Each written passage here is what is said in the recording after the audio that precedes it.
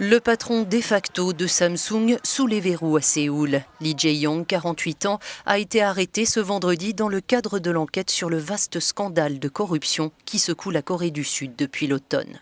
L'héritier du géant de l'électronique est soupçonné d'avoir versé 35 millions d'euros à l'éminence grise de la présidente destituée en échange de faveurs politiques. Pour cet universitaire, l'arrestation du propriétaire de la compagnie va non seulement générer des pertes, mais elle aura aussi un coût social. En même temps, dit-il, le système sud-coréen démontre ainsi qu'il ne tolérera pas les malversations.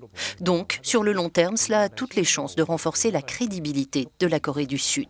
Le titre Samsung n'a cédé que 0,4% sur cette annonce. Ayant réchappé de justesse à une interpellation en janvier, Lee Jae-yong avait depuis organisé son éventuelle absence. Dans les rues de Séoul, l'annonce de l'arrestation du patron du plus grand conglomérat du pays suscite des réactions partagées. Je m'attendais à ce que l'arrestation ait lieu cette fois après le raté de la dernière fois. Il y a suffisamment de preuves cette fois et la loi est juste. Bravo à l'équipe du procureur.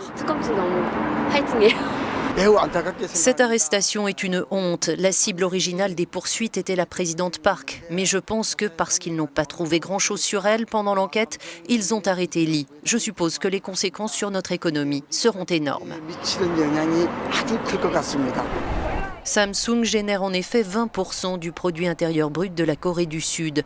Le coup est dur pour le groupe qui se remet à peine du rappel planétaire de son Galaxy Note 7 aux batteries explosives, fiasco qui avait fait dévisser l'action Samsung.